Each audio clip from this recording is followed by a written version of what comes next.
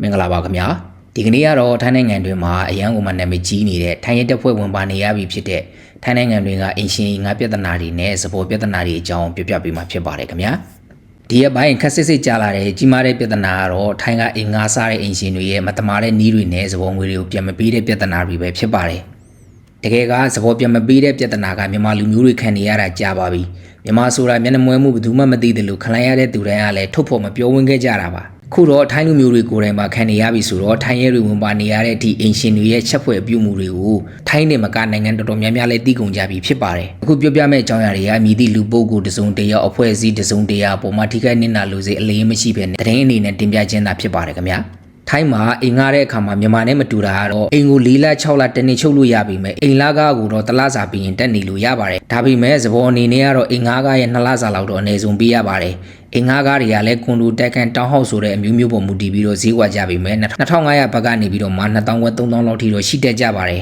စဉ်းစားကြည့်မယ်ဆိုလို့ရှိရင်3000တန်အခန်းကို2လစာစပေါ်ပနီနဲ့ပေးရမယ်ဆိုလို့ရှိရင်ဘတ်6000လောက်ရှိပြီးတော့မှ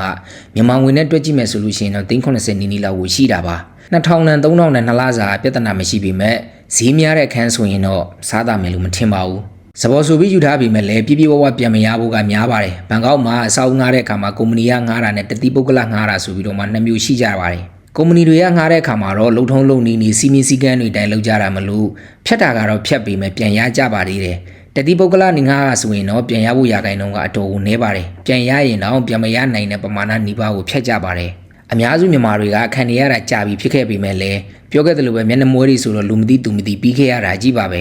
ဲဒီတစ်ခေါက်တော့ဖူးခတ်ကယူကရိန်းစုံတွေကကွန်ဒိုခန်းကားတဲ့ခါမှာစပေါ်အနေနဲ့ဘတ်3200ပေးခဲ့ရပြီးအခန်းပြတ်အချိန်မှာအင်ရှင်ကစပေါ်ငွေပြန်မှုညှင်းဆန်ခဲ့တဲ့အတွက်ကြောင့်မို့လို့အင်ကိုဖျက်ဆီးခဲ့တဲ့အကြောင်းကို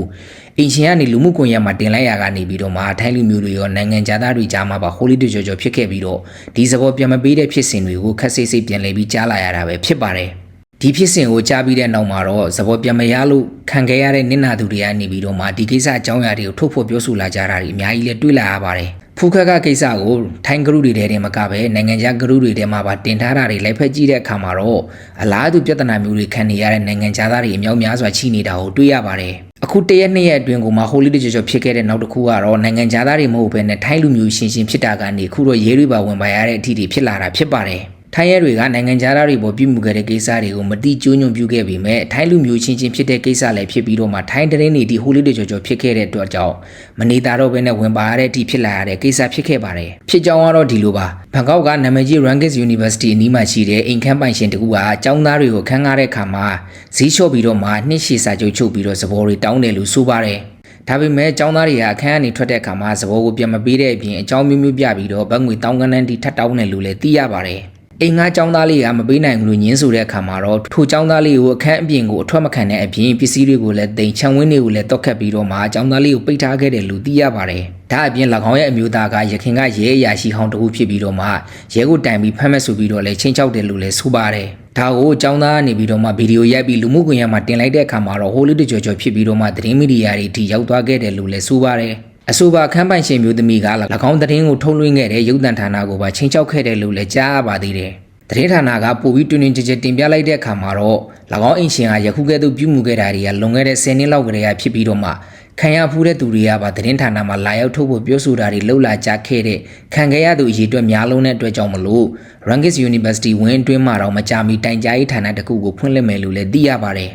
အခုတော့အင်ရှင်မျိုးသမီးကိုထိုင်းလူမျိုးတွေကိုယ်တိုင်ကကြေးမောင်းဆဲဆူနေကြတယ်လို့လည်းဆိုပါတယ်တချို့နစ်နာသူတွေကလွန်ခဲ့တဲ့နှစ်များစွာတွေကရဲစခန်းကိုတိုင်ကြားခဲ့ပေမဲ့ရဲတွေကရေးယူဆောင်ရွက်မှုလုပ်ခဲ့တာမျိုးမရှိဘူးလို့လည်းဆိုပါတယ